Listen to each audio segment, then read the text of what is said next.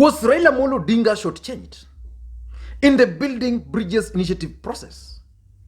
That's the question which most Kenyans are actually asking. And it's a topic of discussion in this country currently. And the Standard newspaper has this headline: Raila, I was not duped. Which means Raila Odinga is also responding to the allegations that he was shortchanged. And if you go to the Standard, the Daily Nation, the Daily Nation also has a story here. IBC reforms push not over yet. Raila is quoted, or ODM is quoted, which means as far as IBC reforms are concerned, some of the recommendations were not considered. If you go to the Star newspaper, the Star newspaper also has a headline: what Raila gave up as Ruto planned to support the BBI. But that's not the topic for now. That's our next video. Was Raila Odinga shortchanged? But for now, I want us to look at William Ruto's latest dilemma after President Uhuru Kenyatta and Raila Odinga officially launched the Building Bridges Initiative signature collection. But before we go into all those details, if you're watching this video for the first time, I want you to take a second or two and click the subscribe button so that next time we produce a video like this, YouTube will automatically notify you. Now let's get back to business. Will the Deputy President William Ruto support the Building Bridges Initiative referendum? Or will he oppose it? Those are the questions. What about his supporters? Will they support the BBI process? Or will they oppose? I've been trying to follow the reaction of his allies, and they're sending mixed signals, which means the Deputy President is actually in a fix. He is in a dilemma. And let me just go through Dennis Itumbi's tweets, because I normally like going to his tweets, because he normally tweets the thoughts of the Deputy President. And specifically, I want to check their stand on the BBI referendum. Now, I'm trying to check it here, but Dennis Itumbi is very silent on the BBI since the signature collection was actually launched. He's very silent. But a day ago, he pinned a poll, an opinion poll on his Twitter. That opinion poll has already received 13,877 votes. So Dennis Itumbi was asking, if a BBI referendum was held today, how would you vote? So 13,877 people already voted, and the voting is already closed. And out of those votes, 76% said no, and only 24% said yes. I am sure that this particular opinion poll was being used by their team to gauge the reaction of Kenyans. And there are reports that the Deputy President might actually support this particular process. But I don't want to get into that for now. He might support the process, he might oppose it. But let us go into the dilemma which the Deputy President William Ruto finds himself in after the signature collection was launched. Remember, throughout the process, 2 years now, he has been opposed to this process. So he's finding himself in the following dilemma. Number one, assuming he supports the Building Bridges Initiative process today, because that's an option.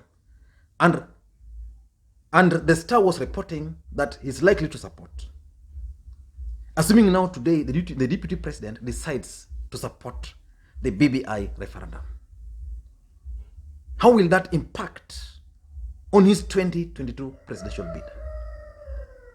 Remember, he's been opposed to this particular referendum for 2 good years. And he gave it names. Beba Baba Ikulu. That were those, that is the dynasties were using the process to create positions for themselves.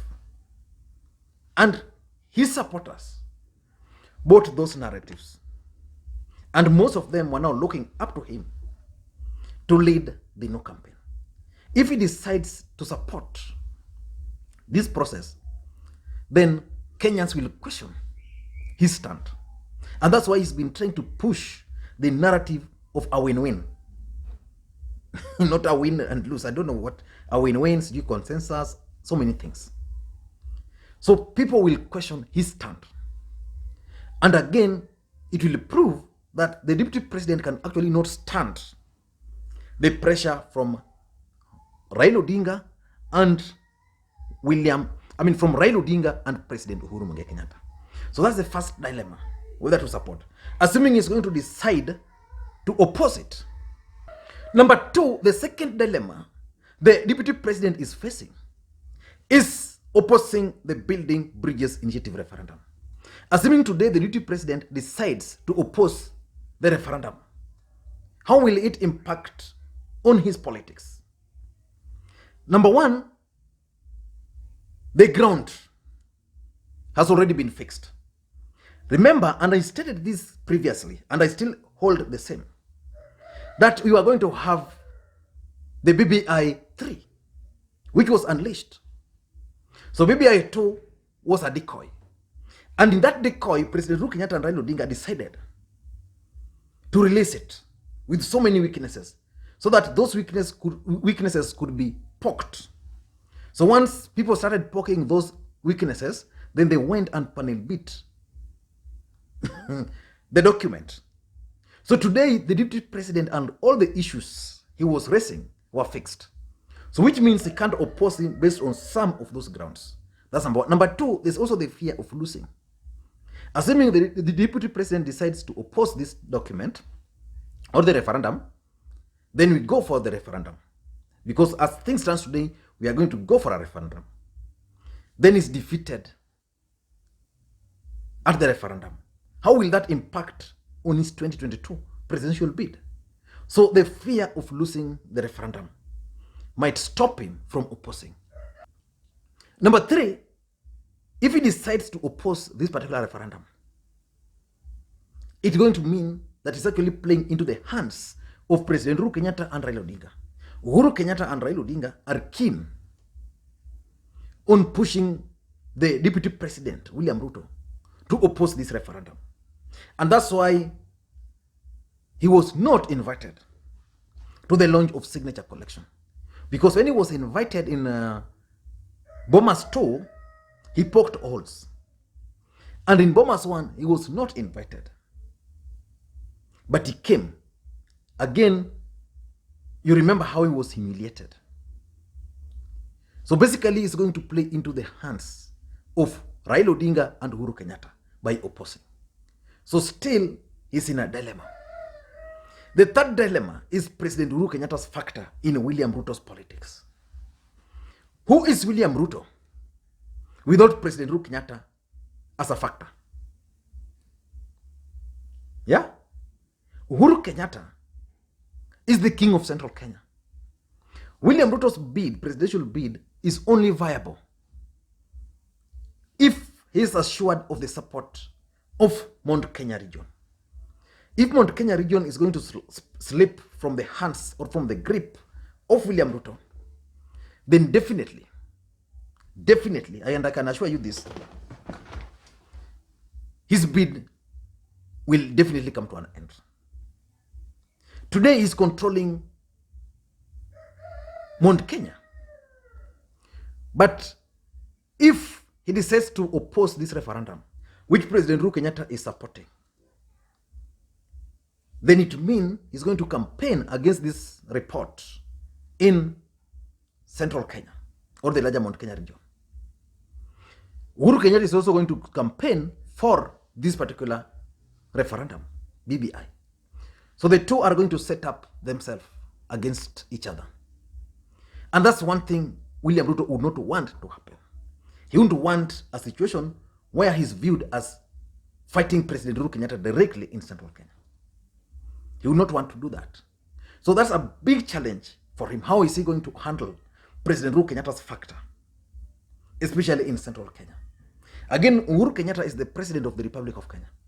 William Ruto is the principal assistant. Going against Uhuru Kenyatta would not even sound good for his own politics. So that's number 2. Number 3. Number 4, the fourth dilemma is the church and the civil society. I opined on this platform that the Deputy President William Ruto was hoping to mobilize and rally the church and the civil society to oppose this particular referendum. So if today is going to decide to support it, how is he going to leave those people? How is he going to assure the civil society that now they can oppose while him is supporting? What about the church? Because in 2013, he used the church. He's been appearing as if he's the face of the church in Kenyan politics. So it would appear then that he's going to abandon the church. And assuming he's just deciding, okay, I'm going to oppose this document. But the church met with President Uhuru Kenyatta. And the church tomorrow decides to make a major announcement that they are going to support this document. Where will that place the deputy president? So basically, as things stand today, he's going to face his major test in the church and in the civil society. So he must find a way of carrying the church, either to go with them to oppose or to come with them to support the document. Again, he can only do that to the civil society also. But there's a challenge, because there are certain members of the civil society who have made their minds that they are going to oppose this document. So if the deputy president is going to decide to support, it's going to be on his own. So are they likely to lose those people? And the last dilemma is isolation. Clearly, William Ruto is being isolated. And I've maintained, and I repeat, he's one of the shrewd politicians we have in this country. I am sure if William Ruto was not William Ruto today, these guys would have crushed him. But that has not happened. Why? Because of his brand of politics. But something happened. Uhuru Kenyatta managed to bring on board Kalonzo Musyoka. He managed to bring on board Musalia Mudavadi. He managed to bring on board Moses Wetangula. He managed to bring on board Gideon Moi. He managed to bring on board Isaac Ruto. So basically, all political parties are going to support the Building Bridges Initiative process. So if William Ruto is going to decide to oppose it, then he's going to be isolated. Take, for example, let's just take a bit of maths. How is William Ruto going to win, for example, Western Kenya, Kakamega County, for example, without the support of Raila Odinga, without the support of Oparanya, and without the support of Musalia Mudavadi? How is it going to happen? It's not going to be possible. If Musalia Mudavadi had not joined Raila and Uhuru during the launch, then the deputy president would have had a chance, a fighting chance, by going to Musalia Mudavadi and then leading the no campaigns together. But Musalia Mudavadi was there. Moses Wetangula was there. Even Wafula Wamunyinyi was there. And they said the document is good. So it's going to be isolated. Whether he decides, if he decides to support, then how is he going to be integrated into the team? Will he campaign with Uhuru Kenyatta across the country, or will he join Raila Odinga? Or will he decide, the way Musalia Mudavadi has decided, to go on his own, to create his own campaign and move around the country with his own team, BBI team? Let me hear your thoughts. But I strongly believe that William Ruto finds himself in a major political fix as far as the Building Bridges Initiative process and referendum is concerned in this country. If you're watching this video for the first time, please click subscribe button so that next time you produce a video like this, YouTube will automatically notify you. What we do on this channel is very simple. We analyze politics in a way you can't get anywhere else. And because politics is a way of life, whatever you get onto this channel, I'm sure will always add value. That's why so many people are subscribing. Thank you guys, and please may you have a good day. Bye bye.